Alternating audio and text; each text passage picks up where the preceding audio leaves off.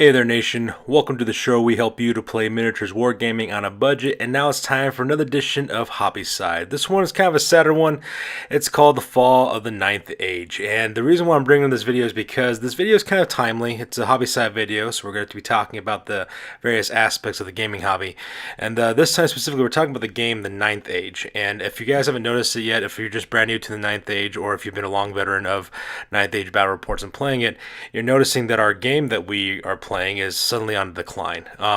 News came out recently that several major gaming tournaments throughout the country are dropping the Ninth Age from the tournaments. That way you can't really play them anymore, and a couple of factors have been causing that. And this video is kind of going about trying to answer to what I'm seeing in the gaming community and why this game is going away, which is really sad because in case you didn't realize what the Ninth Age was, the Ninth Age was basically a replacement for Warhammer Fantasy Battle that Games Workshop used to do. It was a rank and file fantasy wargaming system. And what happened was that when that game went away and became Age of Sigmar, a lot of former fantasy players were really upset with the change, and they kind of decided to go out and make their own version of fantasy battle called the Ninth Age, and this is what it was.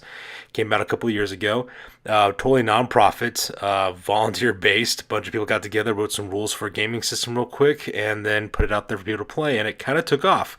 Unfortunately, you're starting to see the decline of that now. It's starting to drop away. Less people are doing battle reports now on YouTube. Lord Tremendous, for example, used to be a big Ninth Age proponent for that game. He's kind of going by the wayside, for example.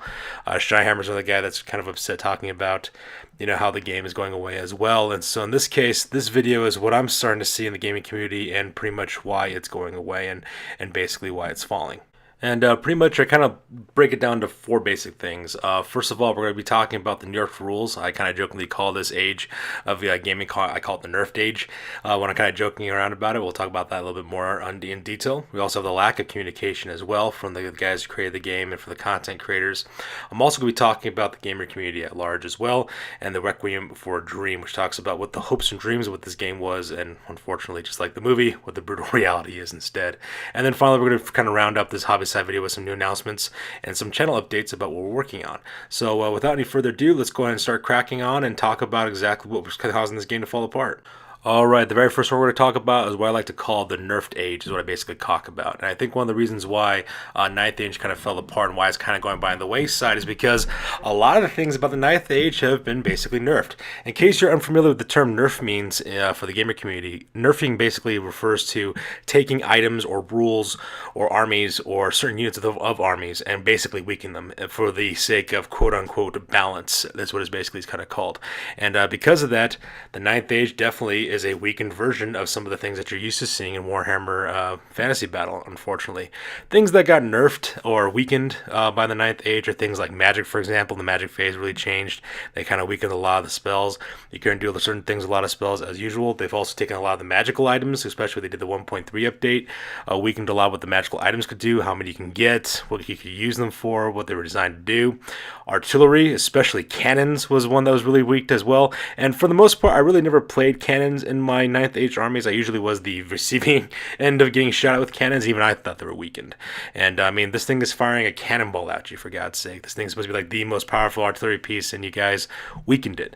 All right, that's kind of a thing as well. So those are some of the things that they kind of weakened as well. Another thing that was also kind of annoying about the Ninth Age that I've always kind of disagreed with is army compositions in terms of unit caps.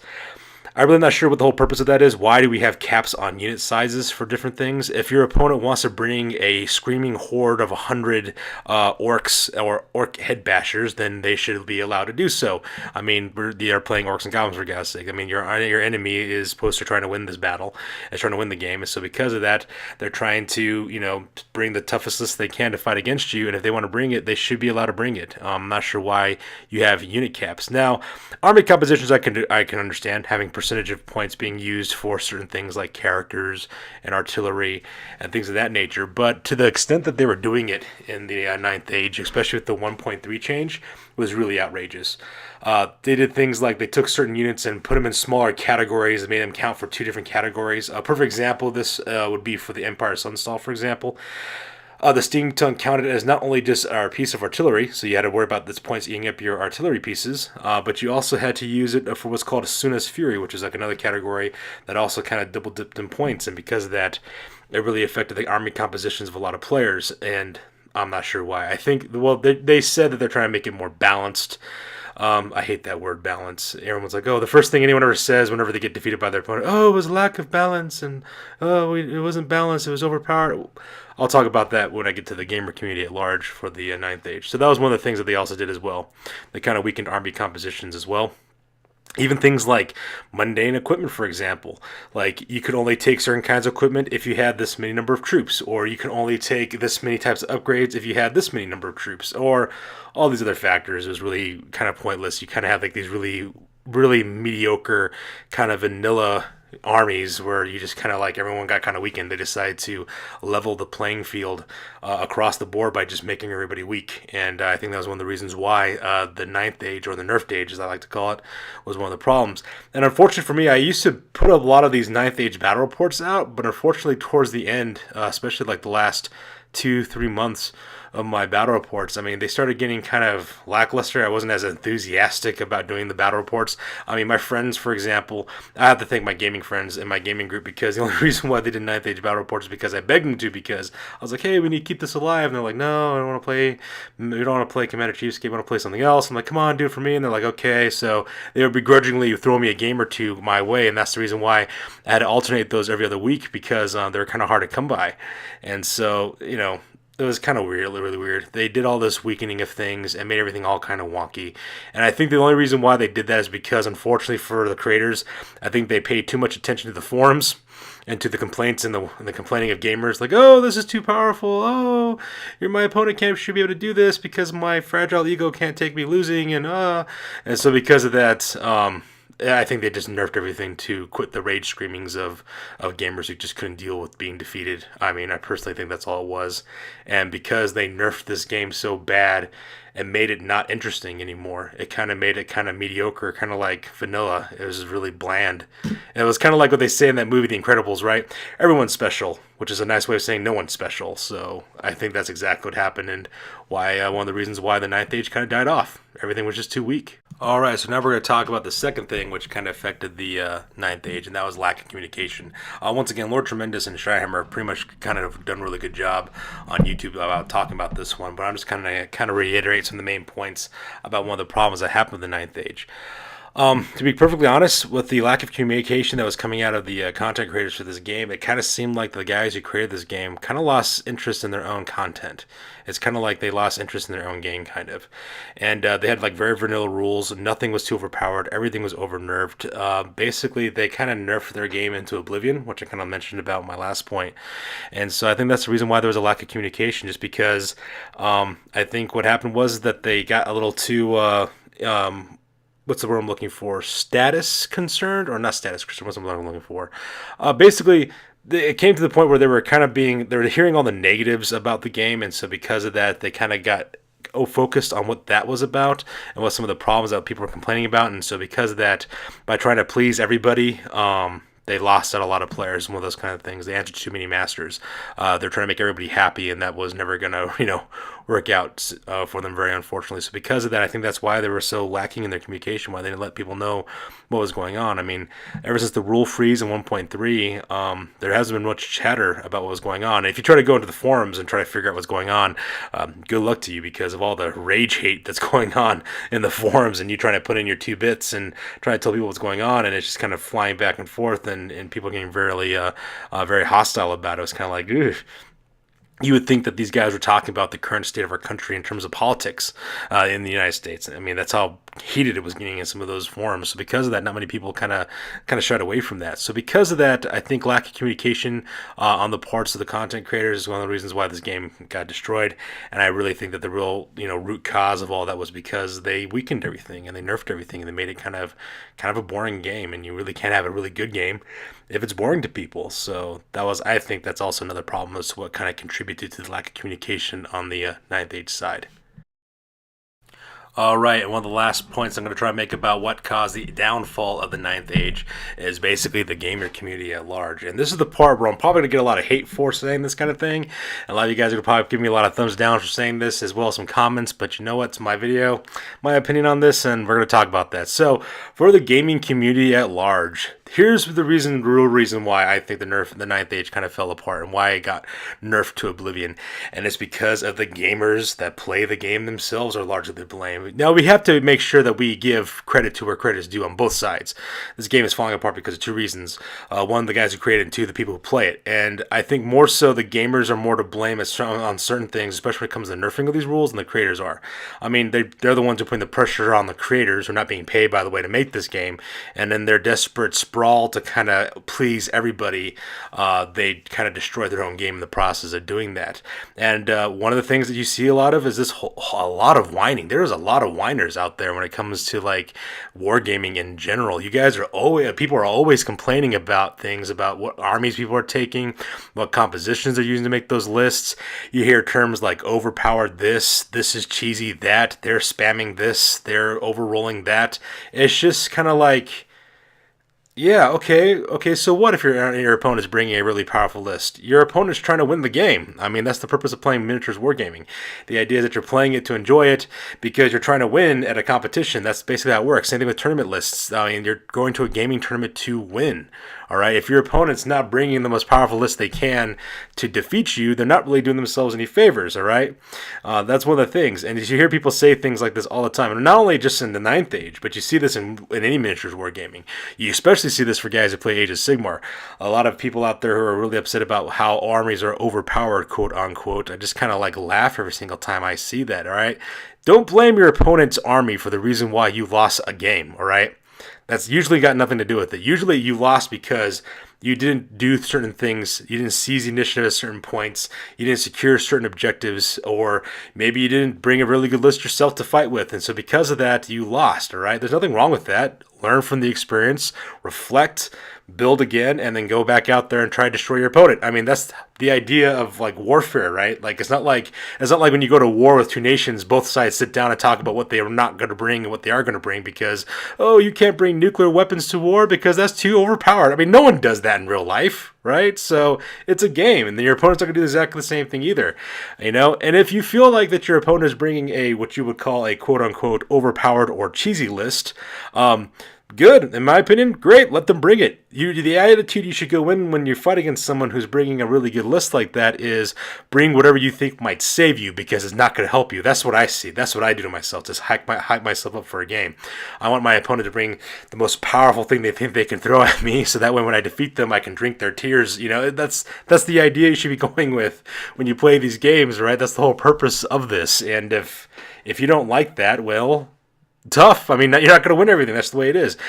I mean, look at my army lists. I mean, I played a lot of games. I post a lot of them on YouTube, so I win quite a bit of them, but I also lose a lot too, and there's nothing wrong with that. You just, learn and move on. You're not going to win every single battle all the time, all right? And don't forget, you're also playing with dice, okay? So you can technically speaking do everything right, but because the dice gods or the rolling of effect or fate or whatever you want to call it, you have bad die rolls, you could still lose because it's random. You see that all the time happening with battles in real life throughout history, You got these highly trained, highly elite armies, large armies that because certain random things happened, they lose a war or they lose a battle. It just happens. There's some things that are out of your control that way too. But then again, it's also a game. So it's not that big a deal. So if you lose, well, you had fun doing it. You had fun playing, so just move on as well. So for those of you guys who complained and flamed and got really angry and spread a lot of hatred and the reason why you guys nerfed your own game to death, well, I hope you guys are happy for those of you who did that because congratulations, you just nerfed your game into oblivion and no one's going to play anymore, and I hope that you're happy with all the hatred and negativity you spread about because you couldn't deal with losing or you couldn't deal with the fact that your opponent was bringing something that you didn't like. All right, so that's one of the problems you're seeing, and I think that's one of the reasons why this game kind of fell, all right? People who were negative about it, people who were like saying things are overpowered, and their response to trying to make everything all even and balanced and stuff like that is what caused this game to kind of go away. It was just too blah. It was bland. for lack of a better word. And that's the reason why it fell apart, unfortunately. And this is, in my opinion, the core reason why it fell apart, is because of gamers who were just being negative about it and couldn't handle losing. All right. It's not that bad. It's not the end of the world, guys. If you lose a game of miniature wargaming, you can always bounce back and just keep on going. You know, if you're not having fun playing miniatures wargaming because you're losing all the time, maybe you should find a different hobby. I mean, maybe it's not for you. I mean, that's all I gotta say about it. Alright, this last part I am calling Requiem for a Dream, and the reason why is because we are now listening to the death tolls of a bell that is being rang for the funeral service of the Ninth Age. Unfortunately, the dream of the Ninth Age is unfortunately going away, and that's like the worst part. That's probably the saddest part about all these things that are taking place with the Ninth Age, is the dream is dying. Alright, the idea, the dream, the message that the reason why this game was created was to show the world that, okay, you could kill our game, a game that people have loved for generations and for years. You can kill it, but that's okay, because we would get together, we'd band together, we'd make a good game out of it, and we would just continue to do it so independently. It was the idea that a group of people on their own could create something really awesome and epic, and it could continue on without any major support, totally without profit, non-profit even, just totally done by volunteering and just creating something epic that people can kind of contribute as a group and kind of play on. You actually had miniatures wargaming companies, companies that made miniatures, who tied their fate in with the Ninth Age in order to make it work. To create models for it and everything. And you had artists who were dedicating time and energy to creating artwork. You had writers and content creators who were putting their time and effort in it because of the higher echelons of the leadership of whoever was in charge of making the Ninth Age, and all the hatred and whining of gamers who couldn't deal with losing. It died. Our dream died. It died a really painful, agonizing death, and unfortunately, it's never going to come back now because of it. And that's the real tragedy in all of this, is that the dream got killed, not by outside forces, but from within. And that should kind of show you the moral of this story of the Ninth Age. So when people look back on this and talk about the Ninth Age, they need to realize that it didn't die from without, but it died from within. And that should cause you to take a moment and kind of reflect upon your abilities and the things that you've done when it came to this game. And that's the really sad part about it. It was the dream, man, and the dream is gone. And that's the saddest part about the fall of the Ninth Age, in my opinion. Alright folks, so now it's time to talk about the very last part of this video, which talks about our channel updates. So needless to say, the Ninth Age battle reports that we're doing on this channel, the Ninth Saga, it's not going to really be much of a priority anymore. I was having a really hard time getting games with my gaming group to play in the first place. I mean, if I manage to pick up a pickup game every once in a while, I might do a Ninth Age battle report. For the most part, though, it's not going to be done on the regular. So unfortunately, if you're subscribing because you're looking forward to new Ninth Age content, I'm just going to tell you guys now, it's not going to be much of a priority on this channel. There's just other games out there we'd rather play instead, unfortunately speaking. Then speaking of those other games, I'm going to do some more announcements. So first of all, we are doing a Blood Bowl series of videos from now on. My friends and I got into some Blood Bowl.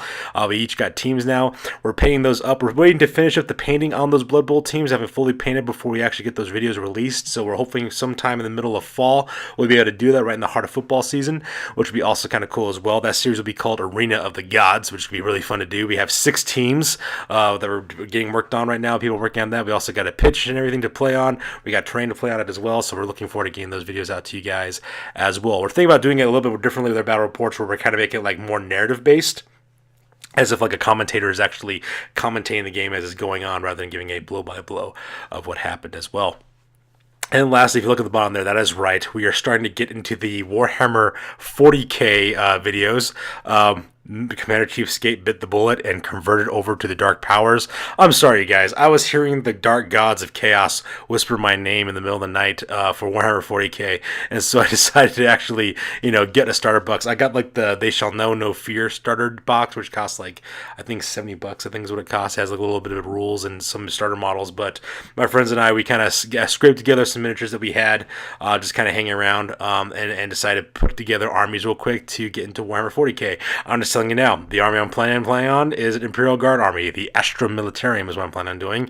Now, that may seem kind of crazy to a lot of you guys as being non-competitive, but you know what?